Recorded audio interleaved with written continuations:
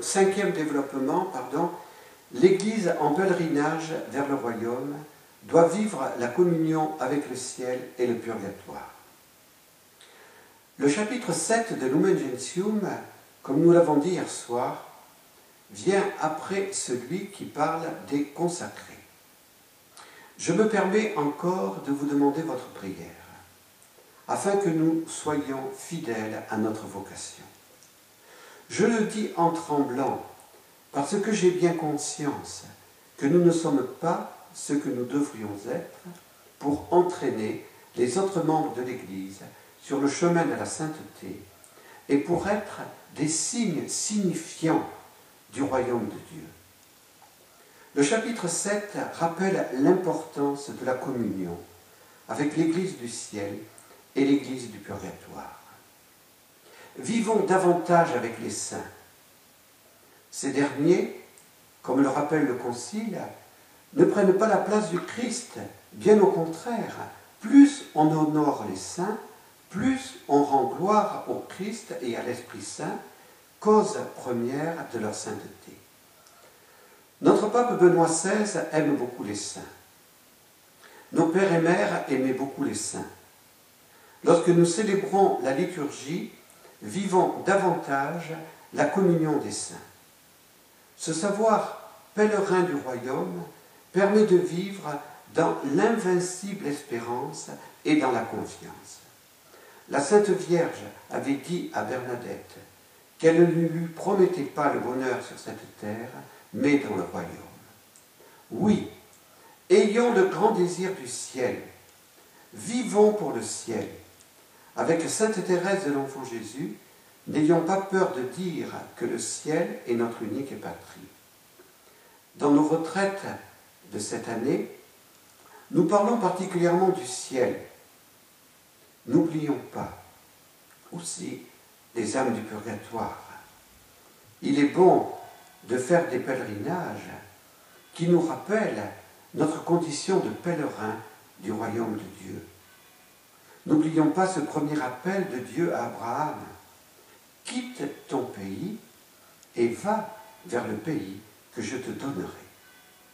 Cet appel est adressé à chacun de nous.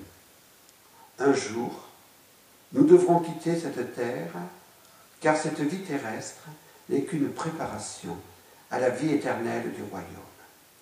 Soyons témoins de ce royaume auprès de nos enfants, auprès de nos familles, auprès de nos contemporains.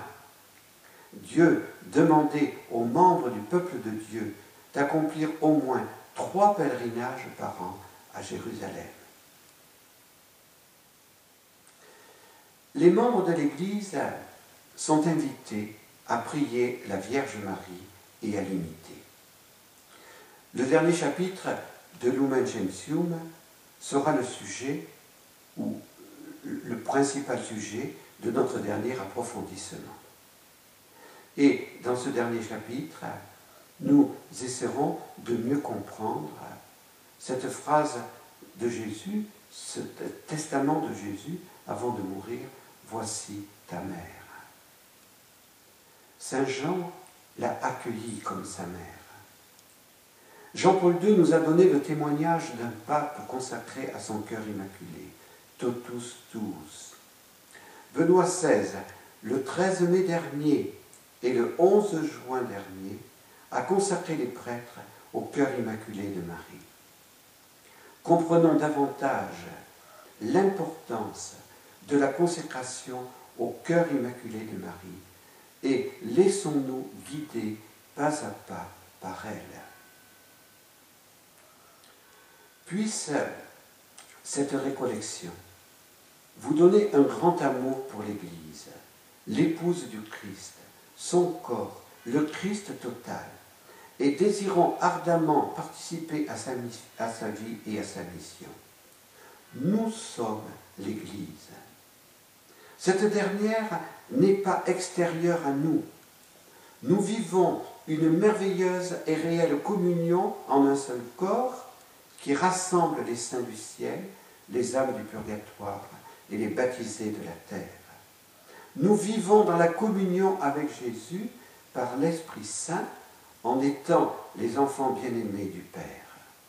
Émerveillons-nous et ne cessons pas de rendre grâce à Dieu pour être lumière du monde et celle de la terre.